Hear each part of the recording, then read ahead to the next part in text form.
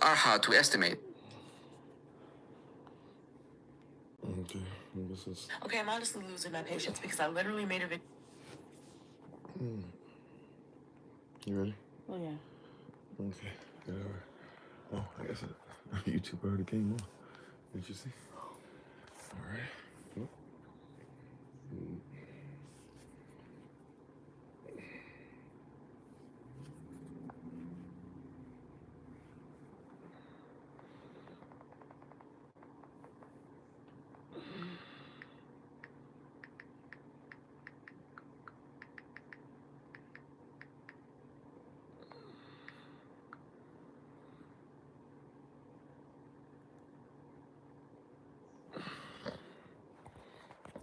Alrighty. Let's see.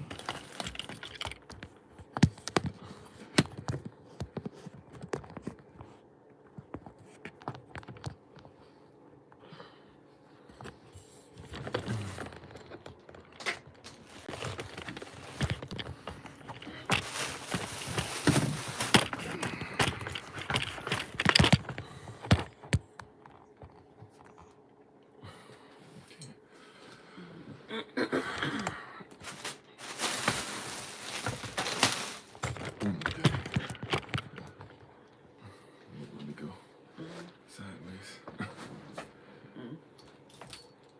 All right.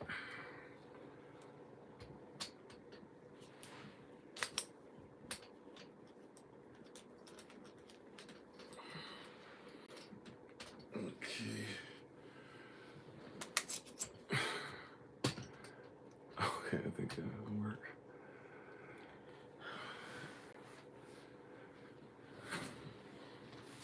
All right. Shalom, welcome. Come on in. All right, we'll go ahead and get ready to get started. Thank you, everybody, for being on. Thankful and grateful for your presence.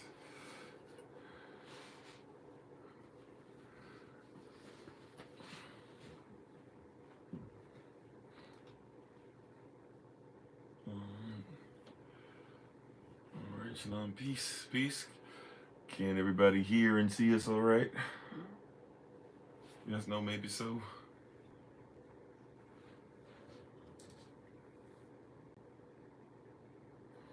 Can everybody see and hear us all right?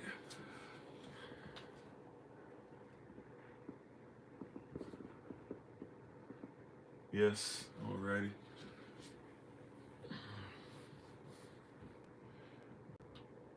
Loud and clear, all right. All right, so we're gonna go ahead and get started. And everybody, as they come on in, We're starting these sessions, doing these every second Saturday in the evenings. So all are welcome, and we're grateful and thankful to have each and every one of you with us on tonight. If you want to go ahead and share the live session or whatever, I know notifications has not been working the greatest for us as we try to get started, but prayerfully it'll work out well. We're doing well already. We're gonna go ahead and get started. Oh, Kofi Kingston. Yeah, I guess every black person named Kofi would look alike. You got to get better with the joke, but I see WWE fan, I guess. Alrighty. Well, we'll go ahead and get started. May the words of our mouth and the meditation of our hearts be acceptable in Yahweh's sight. He is our strength and our redeemer, and in his name, which is his authority, that we pray, praise, proclaim, project, and protect tonight's conversation lesson. Come on. Amen. We give our honor and praise to the Most High. We give our honor and praise to my wife, the Honorable Alma, who lives a life that's able to be honored. As always, you can check her out on TikTok, YouTube, her website, and Pinterest at Bloom and Flourish, not A-N-D, the letter N, Bloom and Flourish. She is the healer, herbalist, chemist, and biologist by degree. Belated Shabbat Shalom, or if you're still doing a whole Saturday Shabbat Shalom, or depending on what time it is, for some of you still Shabbat Shalom. Raishan Shalom for those if you're using Sunday as the beginning of the week, or using this evening to launch into Sunday. And we're thankful and grateful. So as I'm Pastor Kofi with Elder Alma, of course, many of you already know. If you don't know, my wife, Elder Alma, and we're excited. We won't be before you too long. We'll try to keep it, I think we said about an hour or so. So we'll try our best to see if we can keep everything within that time frame. and that time constraint, but we'll do this once a month, and we'll kind of have some um, marital sessions, marital conversations, just kind of speaking through some things, and then those who might have questions, comments, or concerns, we'll try to start setting it up to where we can have some Zoom meetings, and if you'd like to be able to talk there, you can be more than welcome to, and we'll figure out exactly how we're going to do that. But tonight, since we're kind of starting at the beginning, oh, you need better. You can do that charge. Okay. Since we're kind of starting at the beginning with this, we've talked about marriage a lot over the years now. Not just myself, but even Elder Alma, when she's been on with us, we get asked certain questions and things of that nature. But we get asked so many questions. We're going to kind of use the questions that you give us like a little outline for us for the year, and we also can utilize this as a way of making sure that we touch and agree on certain things, how we go about things, also talking about marriage, and also for those that are single, at SOC we don't really have like a singles ministry per se or anything like that, but at the same time we do believe that those who are single should have the right to be able not only to know how things work, but how do things work, especially talking about tonight, because one of the questions that's brought up quite often is how does one make things work without dating, as far as how do you get to know somebody, how should you know somebody, what does the Bible say, what are the examples, what is it, courting, stuff like that. So we're going to talk about selecting, the selection process, if you will, and how we should go about that. So we'll try to answer as much as we can, but and have a little dialogue. This is not it's a teaching per se, but I guess it's kind of dialogue back and forth. If there's questions that we see, or things that we have the husband and wife perspective as well. And so as the persons who are the husband and wife over SOC, it works out best for us to be able to lead this conversation. So I'm not exactly sure where we're starting, to be honest, but I don't know if you have a place that you think would be best to start, or. Well, I think a lot of people have the question of, how do I go about meeting someone? How do I go about getting married, having a relationship in these modern times? Like, what does it mean? What does it mean to not date? How do I, if I'm a woman looking for a husband, or a man looking for a wife, or for a relationship, how do I go about doing that in a righteous way? I think a lot of people probably have that question because, you know, it's not really taught Mm. very widely, and even churches are doing like dating ministries, and kind of going against biblical principles in order to, I guess, satisfy the modern need, or modern world, without properly preparing or teaching their members how to go about doing it, to avoid wasting time, energy, and effort, Mm. and resources, money, um, kind of running around. So I think that's basically what the whole selection process kind of topic is about. Like, what does it mean to date versus what does it mean to select a husband or Mm. wife? Amen. Yeah. And so I think one of the things that's important for us to make sure that we gather in all this stuff and all the conversation is, first things first. If we're going to speak on the selection process, if you will, you actually brought up a great point. If we're going to talk about selection process, number one, it's not only who we're selecting, but then also two, are we worthy of the one we're selecting, or are we worthy of being selected? Somebody might be looking for us, and or think they found us, and are we in a position in the culture, in the Bible, even it makes it a point to talk about how we should already be. We use the term pre-qualified, Mm-hmm. right? Like he who finds a wife means that if you're not finding a woman to make your wife. You're not finding. It's not using the term either like you're finding a woman with a ring on it, so to speak, either, Yeah. right? That's not it either. So he who finds a wife, it's talking about someone who's already qualified culturally, certain things that should be taught, and things of that nature, as well as, if that's the case, then he who finds a wife should be pre-qualified as a husband, because you're trying to show how you are already qualified as a husband and you would like to become her husband. You are not anyone's husband, right? But you are qualified to take on or have that mantle, if you will, put on you as far as husband, or I'm sorry, you are to have that mantle put on you as far as being her husband and being a father and being someone who represents the Messiah at all times. For husbands, love your wives as the Messiah loves us, as the assembly, and wives should be in submission, not submission, but submitted to the mission of their husbands, as we are submitted to the mission of Christ. So one of the things that has to happen, I don't know if you want to expand Sure. on that point. So I would say there's different steps to the process, but the first step would be preparation. Identifying yourself, like, who am I? What are my values? What am I looking for in a husband? Am I a wife? Am I a wife that matches the specifications for the type of husband that I'm looking for? For instance, if you sit down and take a sheet of paper and you write down that you want a generous, caring, affectionate husband, then on the flip side, on the opposite side, are you say you want someone who's generous. Are you receptive to his generosity?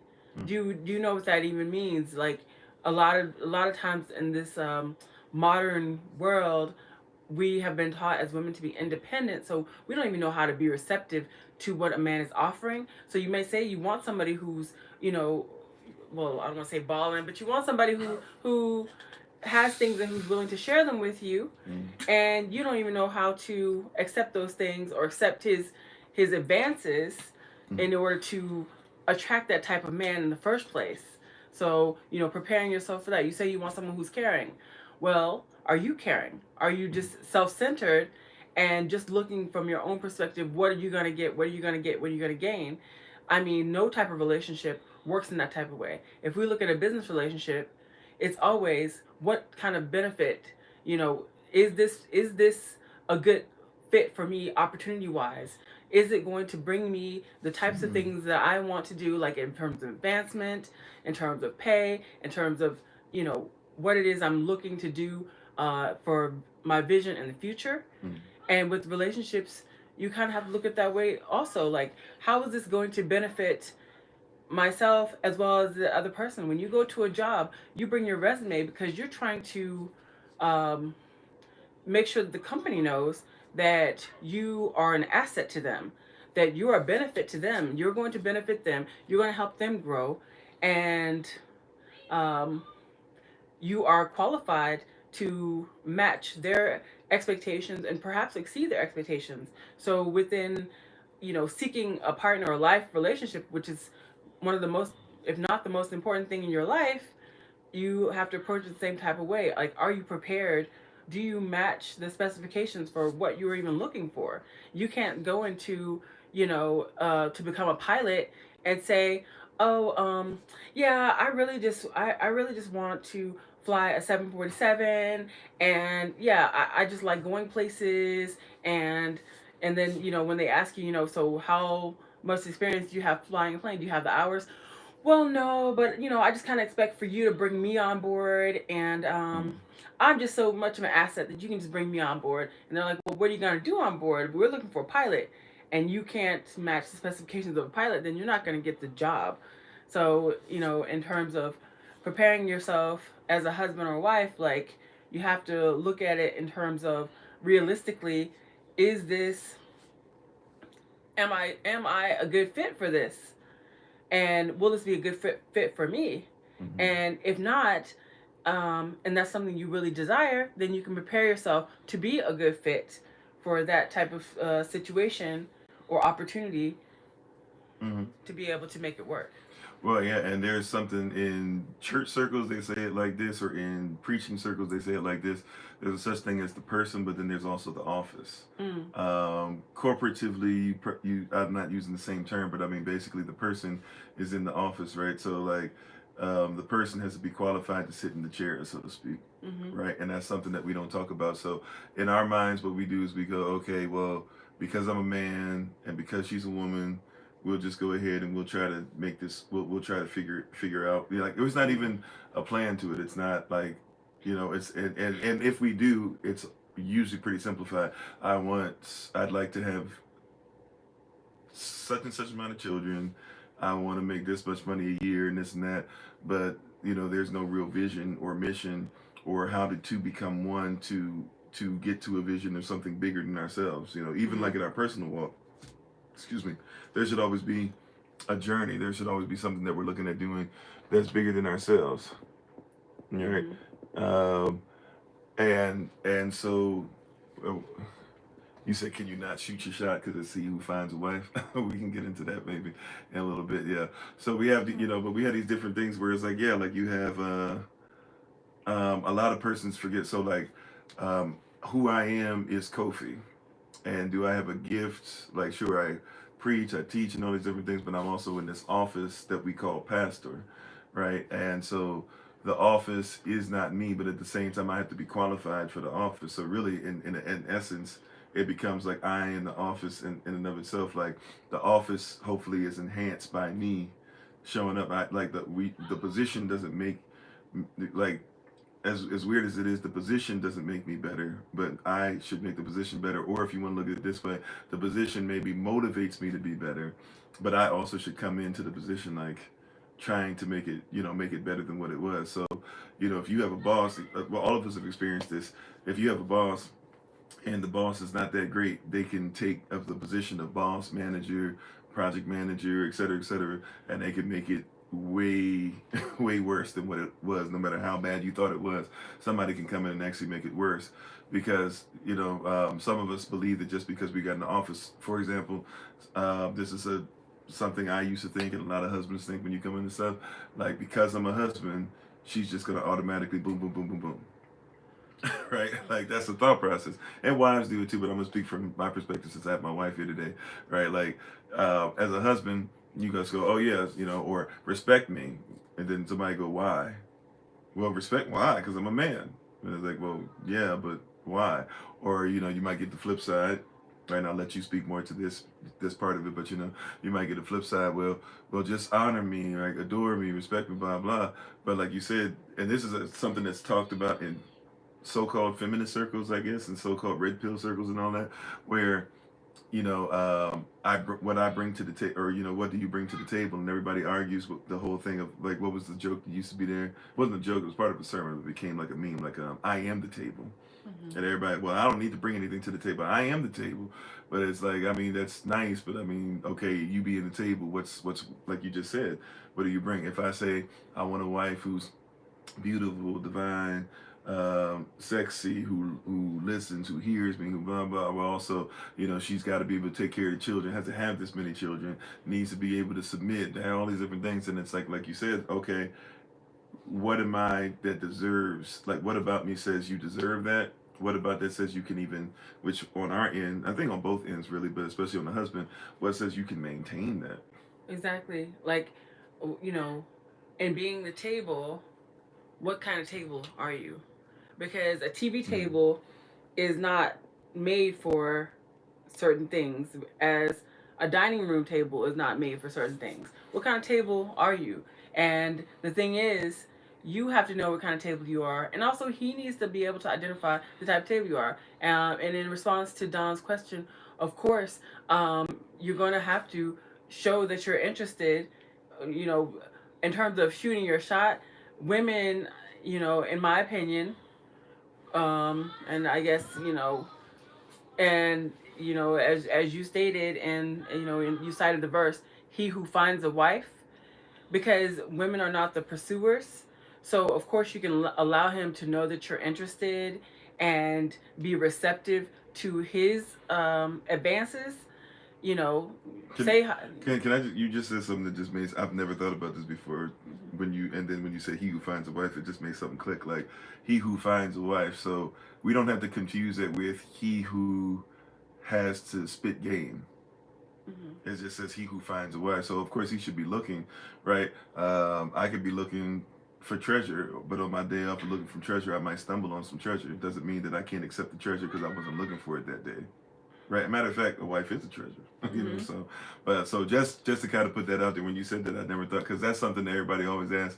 Well, so I shouldn't be pursuing it all. I should never say anything. I should never. And like you said, that can be a mistake to where you could, there's nothing wrong with you showing that you're interested. Matter of fact, Boaz, who was interested, it's Naomi who tells Ruth, do this, thus and such, so that he knows. You better make it clear that you better, as a woman, you need to make it clear that you are interested, not being overly thirsty acting, but just letting it be known that, hey, I am I am open, I am available, I am receptive to you, because a hunter won't pursue what's not pursuable. Someone who is out looking for something is not going to go and like, if you're looking to, I don't want to say buy something. Even like with predators in the wild, per se, like a shark will not pursue something. Like the shark looks for what, and I want to be careful because I'm not trying to say be easy. Right? Oh, no. But a shark will not pursue. A shark wants to pursue something that usually has life. Now sharks are a little different, because they can. But so let's say, I don't know, if you try to put in front of a lion and give a lion the option, like, yeah, the lion will scavenge, so to speak, but lions have it in them. Like, for example, just if you turn your back to a lion has this mode that it goes into, even if it knows you, even if it likes you. Like, there are certain things you better not do because the lion will automatically go into hunting mode, right? But if given a choice, they've actually done studies, like, if given a choice, yeah, if I give you, we usually use the lions in the zoo, but in a while, if a lion sees a dead carcass or sees something that it can hunt, sometimes it will forego the thing that's easy, because it says it. So, but also at the same time, it does make a point to be like, okay, if there's something that's going to fight me, or if there's something that's going to be like really, like, just make this really, really difficult, I'll take the one that's easier to apprehend than I will the one that's there. But at the same time, if we're talking about a lion looking for a pride, lions fight to the death for what they love too. So I think you brought up a great point when you're talking about the wife or the woman is the treasure, and that whole question of what do you bring to the table. Like, first of all, you should identify, okay, that she is the table. She's the treasure that you're looking for. She's exactly what she meets exact specifications. You knew that you were looking for a treasure chest and you found it. So now you're pursuing her. Of course, like, if someone has to ask those stupid questions, it automatically disqualifies him, because you're like, you didn't even know what you were looking for. Like, if you stumble upon treasure and you don't know that it's treasure, then it's really a waste of time. It's really going to be a waste of time, because someone's going to waste. They're going to be casting pearls to swine, because they're gonna what do pigs know to do with pearls? They don't care about pearls. They don't care about that treasure. And the verse actually even goes as far as to say, Matthew chapter 7 verse 6 even goes as far as to say that the pig will look at what you cast, because it's talking about a wild boar. So it says you'll cast it, the boar will look at what you threw, like, what in the world was that? And the only thing it has in its mind is that you must be trying to attack me, because it's not even on the same level of frequency as far as wavelength of thought. Right. It's not even close to what you're going through. So that's one of the things too. And I'm sorry, I'm gonna let you jump right back in. I'm sorry, but that's one of the things I'm trying to say it fast. One of the things that we have an issue with is that a lot of persons are talking about the dating scene, and I get it because that's what we're trained in, unfortunately. But we don't think about the fact that if you're trained correctly as far as marriage, especially, we missed out on this, but should be from birth. If you're being trained for marriage, you're not trying to figure out through dating what it is that you like, dislike, or whatever. And there's certain things too, like as far as sexually and things like that, that really is supposed to just be for you and your spouse to figure out together. So some of that stuff, when people, because men do that, I don't know how much women do that. I know men do that for sure. Like they make excuses. Well, I need to know this. I need to know if she can do this. I know I've heard. So I've heard you have to talk on this. You know, women talking about I need to know if he can actually hit it right, or if his whatever his motion is right, or if he's big enough. Like I don't know that side of it, right? But I just know men, we make excuses like, yeah, I need to get as many as possible, or I need to know, I need to be with her enough, I need to know if she's blah blah blah in the sheets and all this stuff. And it's like that's not even close. Like you're supposed to be chaste, and that's something that when you and your spouse get together, you will figure those things out. Doesn't mean we can't do any sex education as persons are growing or even children are growing. Of course you can, but as far as needing to try it out, why would you? Because you're only supposed to do it with one person for the entirety of your life. So doing it beforehand and then finding out that's not the person, now you've got this illegal marriage and this DNA and all this stuff in you that's not even necessary and will actually hinder you.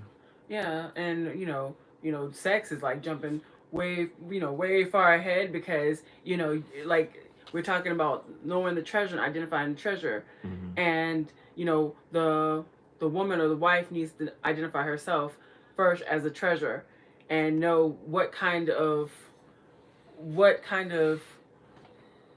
husband that she is receptive to even consider at any like even thinking about like that. So because um sex is so entrenched in our culture, at this point, and everybody's like so interested in sex is best when there are feelings involved, when there's a high level of attraction. You don't have to have sex with somebody to know that you're highly attracted to them, Mm-hmm. and that they're going to be able to satisfy you. Because at the end of the day, it's about being satisfied with the person. Because someone can have the biggest, the biggest member, and not be the best at, or not even be interested in satisfying you, because they Mm-hmm. don't even identify you as someone to satisfy. They don't care about whether you are satisfied at the end of the day. They care about whether they're satisfied at the end of the day. And still, it's a bad fit. That's not the puzzle that you wanted. That's not the situation. He didn't identify you as a treasure, and he's not going to satisfy you, and that's going to be a waste of time. So knowing you know where to put your treasure is a big part of it. Like, don't allow someone who doesn't treasure you, and a man who treasures you is going to um, be building that attraction, that drive to satisfy you, that drive to figure out what it is that he needs to do to obtain that treasure. And if he's never had to pursue or hunt or chase and try to figure out what it is that you want and need, he's not going to even know or care what you want in the bedroom. It's not going to be about you.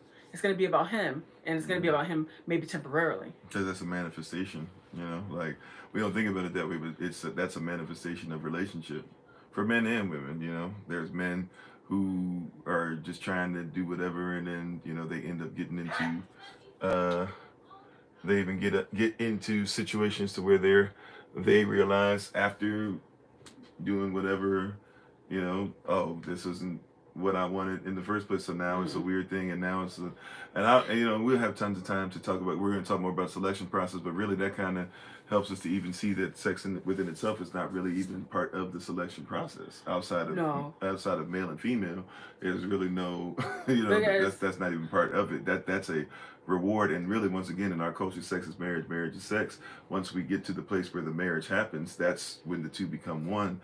So the selection process is the selection process for marriage, which in essence, if we just be adult about it, part of that is the selection process is the selection process for sex, for who our sexual partner will be for the rest of our lives, for sickness and health, richer for poor, death do his part.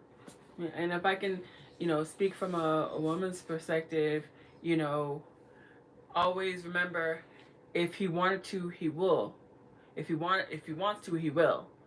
So if you're concerned that, oh, I need to try him out to know that, to know if he's going to be sexually compatible with me, If he wants to be sexually compatible with you, he's gonna do everything he can to figure out. And you can let me know whether or not I'm in total agreement with everything you said. you know, um, if he wants to, because for women, for me at least, I don't know about all women, but for me, sex begins way outside the bedroom. It's a psychological thing as well as a physical thing. It's like even more psychological than physical, because if you're doing everything you can to please me, you've bought me flowers, you've done the things that make me feel nice, you've told me how beautiful I am, you've talked the hugs, the affection, the caring about how my day went, all that is just as important as how you touch me.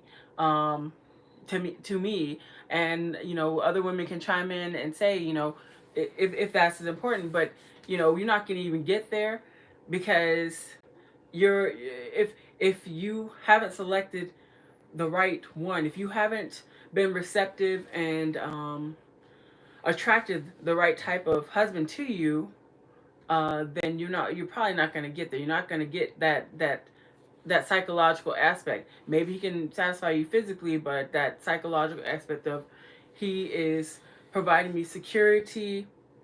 Um, he's providing for me, and he's providing security and affection. Like you might get um, a half of that affection. You're probably not going to get the security, because if he's that great in bed and he doesn't care about how you feel, then he might be, that great in bed with some other woman as well. And so you're missing half of Mm-hmm. the picture.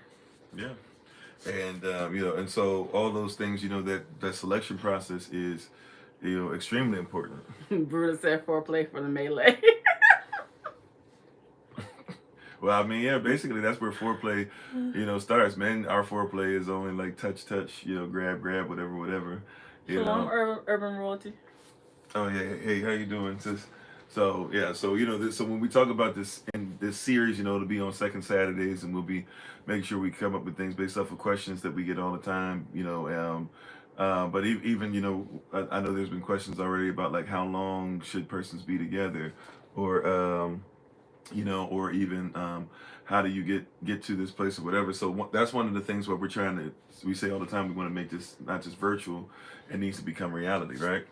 And so when we're speaking on, I'm sorry, hold on one second, Elohim's prescription for marriage is one wife and one husband that was designed for bonding purposes. Women who have multiple partners are unable to bond to a certain degree, sure, just like men with multiple partners really aren't going to be able to bond either, right? So, marriage is marriage, one spouse, right? If a man desires the office of a pastor, head of an assembly, he desires an excellent work. First, let him be somebody that has nothing against him that we can say we should lock him up for. In other words, don't let him be unlawful. Second thing, be husband to one wife. You can't, right? And so, it's important for both to make sure that's there, right? And our protection of marriage, a safe place for marriage, a safe place for these conversations, is extremely important that we discuss what these things are. But so in the selection process, when persons are saying like, hey, how do you go about it, if you're not dating, blah blah whatever. Well, as far as in our community, there's several different ways this happens. If we're talking biblically, of course. Now persons love to talk about what the Bible says, but we never like to inundate ourselves with culture and follow after those in the culture who even wrote these things out, right?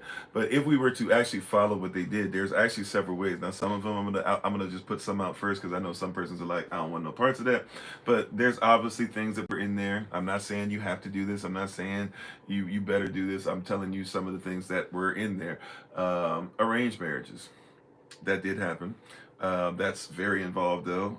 You should know that that has to do with community, and that's always a missing part of these conversations. As I say all the time, is a community being together. So a lot of times persons say, how do you know somebody if you haven't dated them long enough, this and that or whatever? Well, we would have known each other. So if sister so and so and brother so and so came together, we would have lived near each other. We would have grown up together. If we didn't know them, we would say, well, who is that? They would say, well, that's so and so, son of so and so. And we go, oh, okay. well, does anybody know so-and-so's family or whose father that is when they're saying this? Anybody know mama? Anybody know aunties, uncles? And if not, we even had stuff written down. Like it was serious, like everybody knew each other and you would go to town or something like that, but we were supposed to know each other's community. Our families would check each other out. Right, so there's things like that. So, but the arranged marriage piece obviously is one. I just threw that out there because it is one that's biblical. I know a lot of persons, the ship has sailed as far as that. Then also too, there is part of the selection process to where, once again, he who finds a wife. So one of the things that we don't talk about a lot is that a husband is supposed to be in his work, right? And when the husband is in his work, while he's doing his work is when he usually, biblically even speaking, he finds his wife. Boaz in his work runs into Ruth, right? And knows that he's doing his work even in his family, reestablishes Ruth. And by reestablishing Ruth in that work, qualifies all the way to be able to, reestablishing Naomi in that work is able to be qualified to be able to, pursue Ruth. Right, that's a big part of it. Adam is in Eden. Garden is made. He's placed in the garden. He has to keep the garden. He has to work, name the animals, all these things. Within doing his work, naming the animals, all of a sudden, he sees the need for Ayazad or helpmeet, right? Then he's put to sleep. Surgery's done, so to speak. He wakes up. He sees Ayazad and now promotes himself and her at the same time. He says, for this cause, so Aish or a husband leave his Abba, Amma, his mother and father, and cleave to his Aisha, to his wife.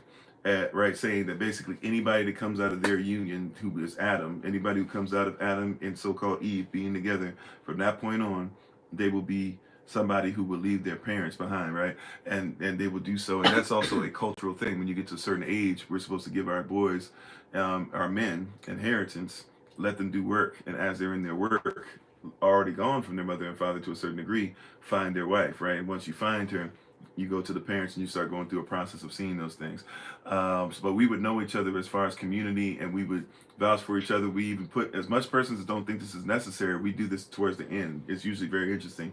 Persons will find who they want to be with, and then they go to, pastor so-and-so, not just me, but whoever your pastor is. And this usually what happens is, okay, I found the person. I already know everything I need to know.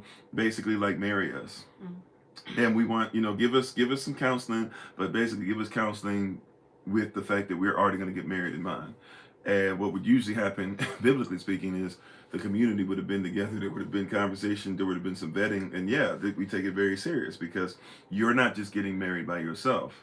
Like, I'm not saying that all of y'all have to be involved in our stuff. That's not how we roll. That being said, though, our marriage is a marriage within our community.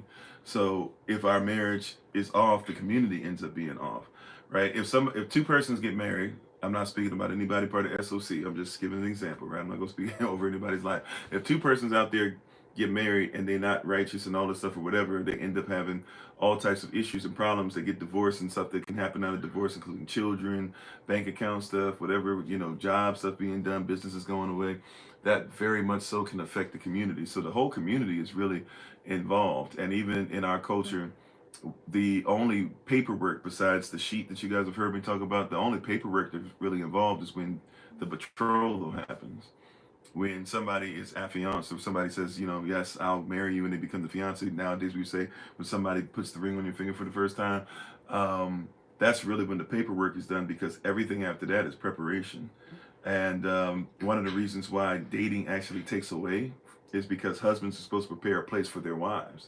So whole time we're together, I'm actually supposed to, or once we say, okay, we're going to do this, everybody's in agreement, I'm actually supposed to be building for my wife. Does it mean that I can't see her from time to time? Does it mean I can't talk to her on the phone? No. Does it mean that I can't, at holy days and stuff, we won't come across each other? Of course we will. Does it mean that if we're meeting up for a service that we won't speak to each other? Of course not, right? But my responsibility is to make sure I'm preparing a place for her. So when my father or even spiritual father, whoever I'm looking up to, says, all right, your place is ready to take on the responsibility of your wife and your children and the mission and the vision and your grandchildren, because I'm supposed to actually take care of my children's children. So like, that's supposed to be my mindset. So as I'm building this, right? And at least having a vision, even if I'm not there 100% yet. You don't have to be there 100% financially. We're not even saying that, but that's what I'm preparing. And when somebody says, okay, you got this stuff together, you're ready to house somebody who can help you to multiply that and protect and secure them and give them affection, right? Then you go and get them. But at the same time, she is getting herself together for you.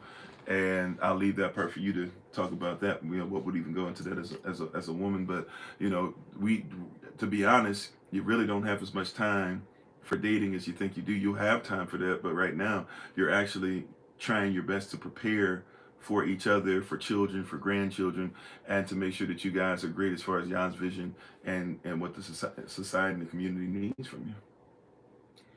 So yes, all of that, for getting to that point where you have prepared yourself in terms of knowing who you are, your value, what you're seeking, and now you've met somebody, you met someone, and you've established that they're on the same page. So you've made it very clear what your values are. Mm-hmm. You've found someone who's looking for the same type of thing that you're looking for, the same thing that you're looking for. You're on the same page. At this point, you're still preparing. So you guys have established that you're going to be together. Is this where the point where we're at? Like you've established that. Yeah, you've established. You've established that Oh, I'm sorry. What I was saying, you could talk more about. Yeah, so I was basically just saying that once you get to a point and the husband's preparing himself for, so I should be preparing myself to make sure I can take care of you, and you're going to be preparing yourself to make sure that you're ready for what's being prepared. So I was just saying, as far as the preparation, there's going to be a lot of stuff going on to where, for real, for your dating is kind of taken away from the actual thing you're called to do, which is now at this point prepare for one another. And I was saying, as far as things as a woman that or even if you could go back maybe, or even if you did whatever, or even if you're still doing them, there's things that you could speak to as a woman as far as that preparation, or things that you might need to kind of rewire or let go of or just be ready for, that maybe dating actually kind of takes away time for you in your personal preparation, if that makes sense. Well, dating is really detrimental, especially for a woman. When I say dating, I mean just having to prepare get physically made up, go meet up with him, entertain him, have sex with him. Everything becomes about him, and you kind of lost. You like in making yourself overly available, like the dead prey, to him. You're losing value when you put, like, you're not investing in yourself. You're not preparing yourself to be a suitable wife for the type of man that you want. You're preparing yourself, and I don't want to be too harsh, but kind of to be used. Because a man who, like, if you've stated your values and what you're looking for, and you need to have time to, like, get yourself together in terms of, do you have like a financial nest egg that you're building? Are you working out, making sure you're beautiful physically, internally and externally? Are you doing the work spiritually? Are you getting into your word? Are you doing the self work to heal any types of past trauma that you have? Like, these are things that you're preparing for, so that when you really commit to this person, you guys get married, you have sex, you consummate the relationship. You've agreed and have this contract, or whatever type of contract that if you're gonna have a marriage contract. If you're gonna go the traditional state route and get that, get a marriage license type of thing, you've already, like, done this in preparation for laying down with him. Like, don't give it up too easily. Is basically, like, because uh, you start to lose momentum with him when he's, like, pursuing you. Allow him to pursue you and to prove himself, because that's gonna fuel the relationship in the future. That you're beautiful. You've taken care of yourself. You've taken, like, instead of being so focused on when is he gonna call, when is he gonna be around, him. You focus on, I'm looking after myself. I'm taking care of myself, and you're making yourself more valuable in your eyes and more valuable in his eyes. Does that make sense? Like, you're not focused on him. You're focused on you, and he's focused on doing what it takes to secure you, to obtain you. Because, as I understand it, men have to feel like they won something. They can't just feel like they were given something. They got something on sale. Like, it's not like they don't necessarily value what they got easily or cheaply. It's kind of like, well, yeah, anybody could have gotten her. Because if I could get her that easily, and I know I'm not all that. Like, I'm thinking, like a man. Like, men don't think that they're all that. I don't care how attractive they are. They all have like a sort of insecurity in that way. They don't think that they're that special. So, like, if you're easily like persuaded by him, he didn't even have to do anything. Then he's not really that. He loses interest, because he's like, well, if it was that easy for me, and I'm not that great, I'm not the richest man in the world, I'm not the best looking man in the world, I'm not the, and even if he is, he doesn't feel that way. So, like, you just like um created an image of yourself for him to base his treatment of you going, from this point and going forward into the future. um so, like, that image of you has to be like, you're not perfect, but he has to think of you as being perfect. He has to think of you as being a prize and something that was worth pursuing, something that was worth going after, something that's going to be worth working for. It was worth working for, and it's worth uh, working for, because people, when somebody invests something, even you, like, if you paid a lot for something, you're not going to just treat it any type of way. You're going to treat it special. You're going to try to take care of it, maintain it. But if you got it on sale and you can get another 15 of them on sale, you might lose it. You might throw it away. You might give it to somebody. You don't care that much about it. But if you've invested in something, like, you've taken time and energy, like, you've gotten to know this person. So, like, for as a lady, as a woman, you have to definitely value yourself and maintain your vision of your value, and that will be reflected to him, because he's going to treat you the way you treat yourself. And even to the point where, so culturally, even there's things that happen even in the process, right? Like, so technically, the husband or the husband's family is supposed to even give a dowry, and the reason why is because it's supposed to say this is the value I place, and so the dowry actually speaks, in a sense. We kind of do it. We don't do it the way we probably should as far as financially, but we kind of do it even like the ring, when everybody gets the first ring, and it's supposed to be, whatever, however much money the ring is worth.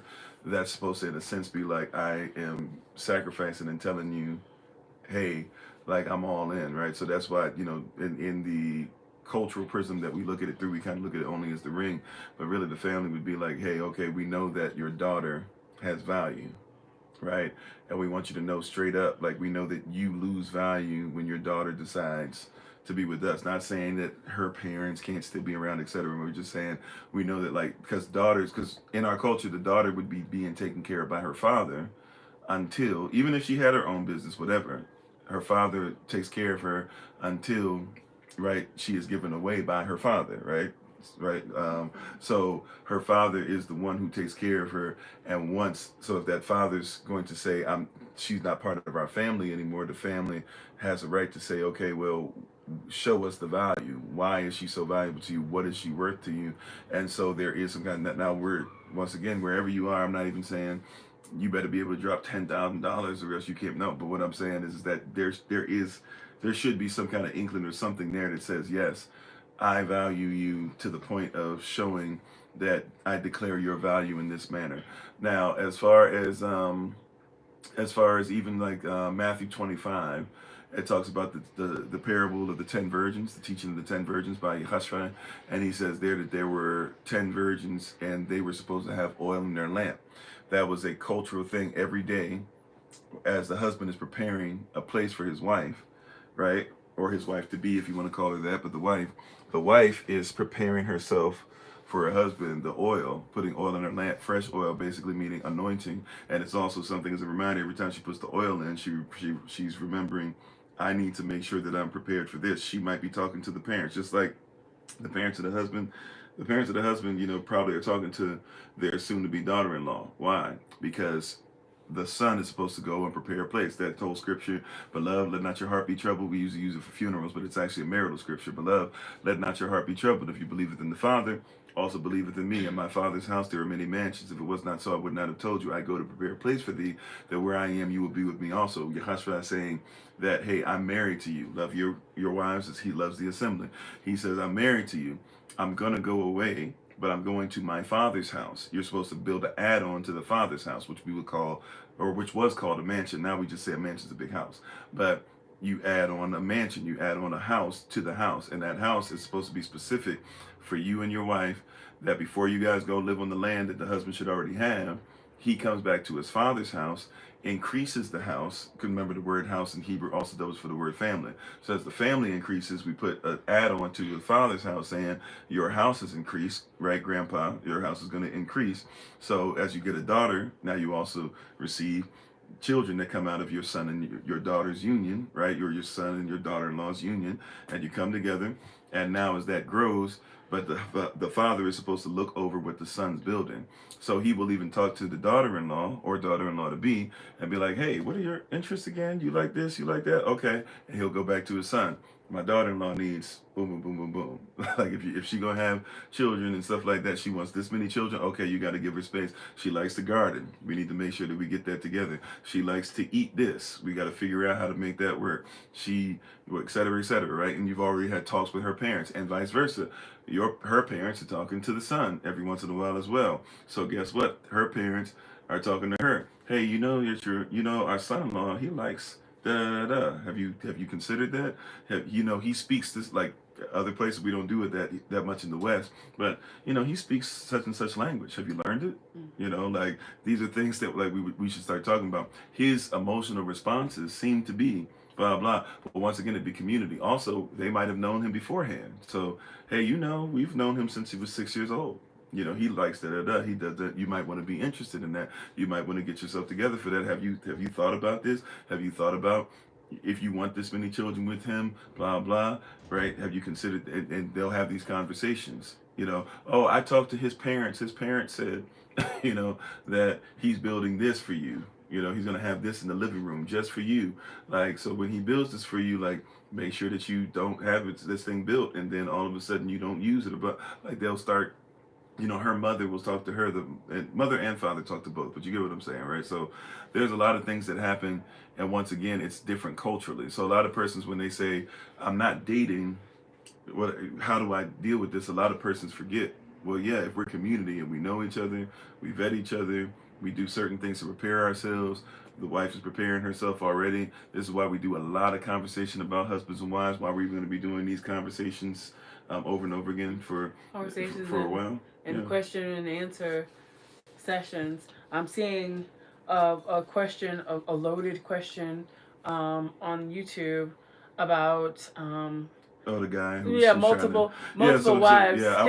Can I say something? I mean, sure. Like there are instances in the Bible with women who are sleeping around with multiple men and men who are sleeping around with multiple women. It always leads to destruction. It always leads to issues. It always leads to drama. It's always looked down upon. Whether it's a man doing it or whether it's a woman doing it, it's always looked poorly upon, and it's always shows a lack of discipline, a lack of restraint. It's ruined kingdoms. It ruined our kingdom. David had multiple wives. Led to his downfall. Solomon had multiple wives. Led to the downfall of the kingdom. Like, no stone left upon a stone. Like, he was a king. He felt entitled to have multiple women. And look what it led to.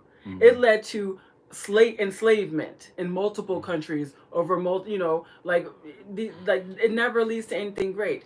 Our father, Israel, he had multiple wives, and it caused one of the brothers to be sold off into slavery because hey, they came from different mothers. They didn't even like each other. There was fighting. There was infighting in the household. I mean, it's always led to confusion. It's a lack of discipline. It shows a lack of discipline. It leads to confusion, issues, and drama. And the whole baby mama drama is not new.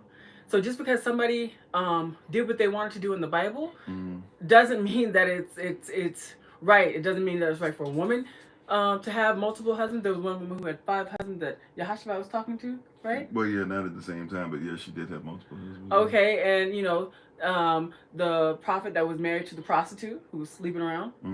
I guess they could have been considered her husbands. And Yeah. she was doing what she wanted to do. Well, one thing I always say on that, which is because usually, like you said, it's usually undisciplined and persons want to go there. I always say like this: if you're gonna go ahead and interject that, because guys usually, but women sometimes nowadays wanted to. But if you want to have all these spouses and partners and this and that, here's the first thing I ask you: if you're gonna bring up biblical stuff and say this is what it is, show me in the Bible where Yah Himself ordains a man to have more than one wife. Not that a man had more than one wife. Yeah. Not that Yah works out all things together, because just because he works all things together doesn't mean that it's righteous. Things that he works together all the time. He can take even the unrighteous as we repent and get ourselves back on track and work it out for what is Tabah or constitution or what many call good. But you're not going to find in the Bible anywhere where the Most High Himself has ever said. As a matter of fact, Yahashua the Messiah settled it for us. When he was asked about that, he was asked about having multiple wives, and he was asked about divorce. In both cases, he basically said, you are supposed to be masters or teachers, and you do not know what this is supposed to be. He said that divorce is something that was not Yah's will. Divorce only happens basically because we're in sin. And he says that so the only time it's allowed is because of sin. If somebody's not sinning, you shouldn't even be worried about it, number one. But then number two, when he talks about having multiple wives, he says that, stop looking at women as property and stop thinking about the fact that once you own women for eternity or some weird thing or whatever, at the end of the day, you should be husband to one wife, right? And the wife should be obviously wife to one husband. That's the way it is. So there's a lot of persons usually out of lack of discipline that look for those things to happen. Usually it's due to lack of discipline. I know somebody asked earlier, might have been Sister Iska, I'm not sure, but I know earlier somebody had asked about how long should you be together. Really, once, like if you look at Boaz and Ruth, that happened pretty much right away. If you look at David and I'm forgetting, we were just talking about a story or listening to a story where there was a guy who was actually doing the hood version of the story. Oh, yeah. He was talking about basically that there was a woman who was not David's wife. She was actually married at the time David met her. The guy started tripping and stuff. And basically, the way he says it, he kind of says it a little off, but basically the Most High actually ended up taking the guy's life. And once he did, when David found out about it, he saw the faithfulness of what she was to her husband, because she's the reason why her husband didn't get killed. So he said, go ahead, send word, I'd like to be able to marry her or whatever. But so there can be things that are quick. There are times where, persons didn't necessarily get the memo, but, even look at Rebecca, our great whatever grandmother. Look at Rebecca, where Rebecca actually it was Abraham. Isaac was still mourning the death of his mother, Sarah, and so he was still having a tough time with it. He had secluded himself. Abraham actually sent his servant, who was like his right hand man, but his friend, his best friend, and asked him to go and find a wife for Isaac. And Rebecca came, and Rebecca actually, without even knowing him, treated him with such respect from the beginning, because of being led by the Spirit, and also because of having been trained as what a wife is. And once she made a decision, once again, that's part of the thing, is once she made a decision and the training was there, I think a lot of persons look at this dating thing too, because it's like, I got to court long enough, I got to know enough about you. Yeah, I'm not saying know 0% about the person you're going to be with. At the same time, though, if you know what a husband and a wife is, when that husband brings that resume, so to speak, when he finds you and gives the resume, so to speak, you should already know right, what a husband and wife is. That's why training is there. It should have been since we were little. That's why we spend so much time on it, because it's one of the things that actually hurts and harms our community and harms so-called black folk, Negroes, Native Americans, etc. Our diaspora as a whole is one of the things that really harms us. Is we know about breeding, but we don't know about sex, so to speak. We know about breeding, but we don't know about marriage. We know about dating, but we don't know about, if you want to call it courting or something else. Like, at the end of the day, even courting means coming into somebody's court, right? It's kind of changed over time, but to mean more dating. But in essence, courting really just means the king has a court, and you come into the court. What allows you to come into the court? Like that's really, if we were to, I don't want to oversimplify it, but really, if you're talking about courting, if somebody's courting, it literally means this person is allowed access into this person's court. And if this person is allowed access into the court, then what would happen with the king and whomever they might be pursuing is that while they're in the court, you find out more things. Yeah, flirting even and stuff might happen to a certain degree, whatever. But it's like we're gonna find out real fast what you bring. The parents would be invited into the court too. Like, so a lot of our stuff, when we even think about courting, once again, we kind of just go to, okay, how long should we date? How long should we talk on the phone? No, like all these different things are coming in. It's not just only, once we say we're gonna be with each other, like the man, like Elder Alma was saying, if I, when I won't even say if I'm married, right? So when I knew that Elder Alma was the one, whatever I could do to start showing her stuff, if I could help out with stuff that she needed to get done, if I could make sure that stuff got built around, When I knew you were the one, house, whatever it is, I'm on it, because I'm trying to show her whatever you need, even if I didn't have the money at the time, right? Which is a big one. I wish could go back and be better at, but be like, hey, whatever's you need from me, the best that I can give to secure, it's gonna be done. If I have to help out with chore, blah blah, somebody say, well, that's simple. No. That's showing that I can secure you. Like, that's a huge part of, I need you to know that I have your back. I need you to know you can take a day off. I need you to know that, like, whenever you submit to me, oh, I'm gonna turn it up a notch. Like, oh, okay, because there's also a reward for the submission of a wife, just like there's a reward for the security of a husband, right? Like, there's certain things. But I'm sorry. Well, no, I knew that you were the one when I said I have a need.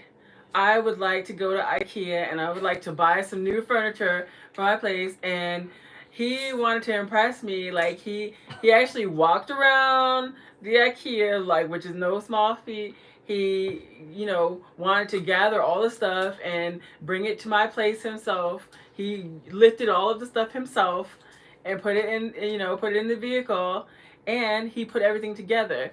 And I was like, oh, this is wonderful. Like, I come, and all my stuff is assembled. And I'm like, I was like, oh, wow, this is wonderful. I was like, wow, this is, you know, because most men, I don't know, ladies, if you have this experience, will, like, I don't care how much they like you, if they're not trying to be with you, like, seriously, they're not going to IKEA.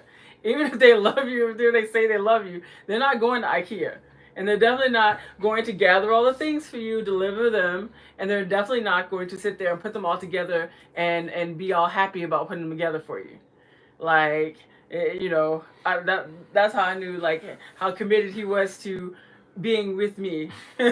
Well, and not to be cold about it, like she's saying, because like, we're not trying to be cold or dismissive of feelings, but, like, like, also too, these things are real. Like, it's an investment. If I know, like, oh, okay, this is my wife. Like, in my mind, if this is my wife, then I'm invested in her as if, like, even if we don't bring the stuff, some of the stuff we have in storage, and we might not even use, but it's still there. Like, it's an investment. Like, years and years later, a decade plus later, like, you're still sitting there, things that you built together. So that's why we say, like, when you come together, one of the things that one of the things that you're trying to do is you're really trying to start having even our first conversations, on the phone. was basically, you know, like, this is what we've been through, this is where we are, this is where we'd like to be, these are some of the issues that we have. Can you deal with these issues that we have? Like, that's part of the connection too. And the person's act like you got to go out to get, like, even in dating, there's these weird rules. Yeah, don't tell anybody that you got thus and such problem until, you know, you're on date 10. Don't tell anybody that, you know, you got this with you until you've been going out for 6 months. Don't tell anybody, you know, that you got a little quirk or whatever. Don't laugh, that little weird laugh, you know, that you have. Don't reveal it and blah blah. Don't show him your face without makeup until that, like, you know, don't tell her that you're insufficient in funds in this way, or don't tell her that you're not Superman all the time, that you got some Clark Kent about you. And it's like, no, like, if we're going to be together, I'm not wasting time. Like, from the get go, this is who I be. I'm coming from this. I have a vision. You know, even when I was telling her, when we had our first conversation about pastoring and stuff, I was telling her I don't even really know what that is, not because I don't know what pastoring is, but I know that I'm going to be called to do something different than anything I've seen. And so we even had conversations, even in belief systems and stuff, and being stuff like that, and doing with the whole first lady vibe and all that. And we had conversations, and I was like, hey, I don't really even know what the first lady thing. I know what they mean by it, but it's a political term, and we don't have to follow what everybody else follows, because that's not even a term in the Bible, the first lady. So if you want to be that, I was like, cool. But if not, like, we talk these things through. Whatever we're going to be doing together, like, we didn't have to have a long wait. I think that was all, like, not all of it was fully talked about, but a lot of that was mentioned on the phone, first conversation we ever had. That's a great point you brought up, in terms of the selection process, knowing the questions to ask to get to the point of, you know, what is it that you believe in? What are your values? Because, you know, someone's values and their beliefs are going to shape a whole lot about their perspective and their actions, and whether or not you're going to be able to deal with it or not. You know, because if they're not, you know, on your wavelength in those first few conversations, then it's probably not somebody that you're going to vibe with for years.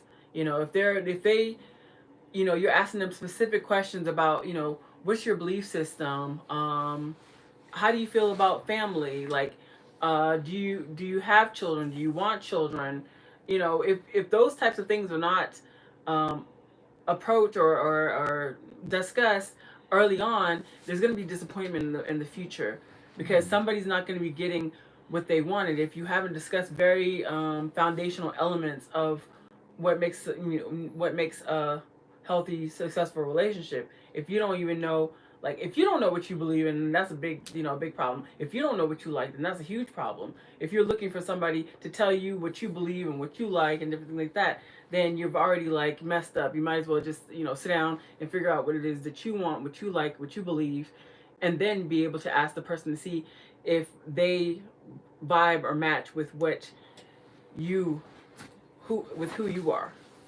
Amen. Yeah.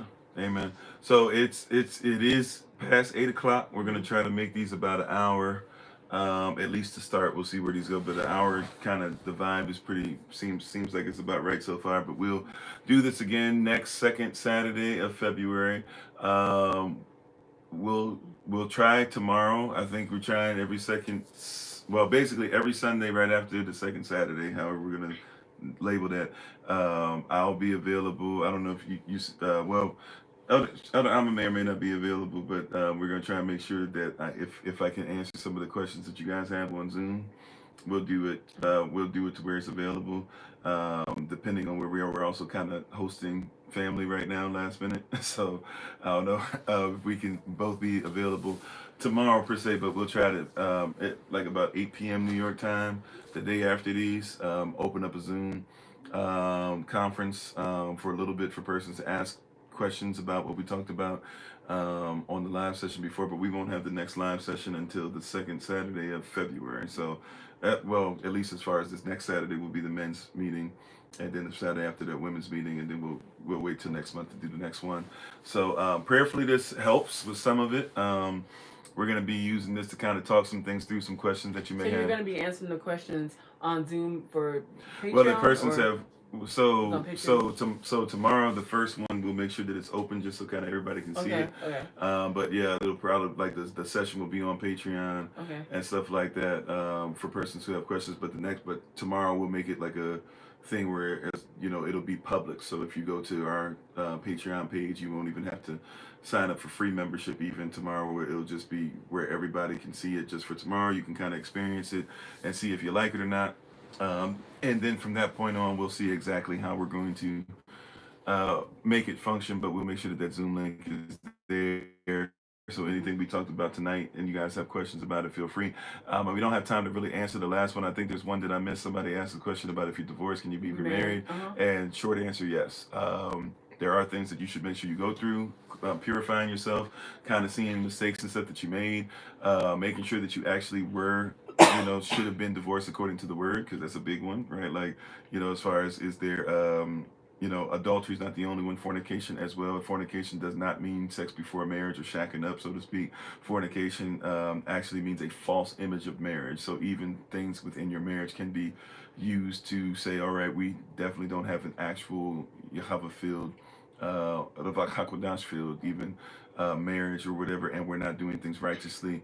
And you might need to have conversation with somebody as far as that. But yes, if you are divorced, especially for righteous reasons and things of that nature, and you're looking at being remarried, not only are there plenty of everyday persons I could tell you and talk about, I'm not going to give you everybody's business, but also to the Bible shows us persons who were married before and end up being married again. So, but that's all that I have. If you have anything else you want to add? No, I was just saying shalom.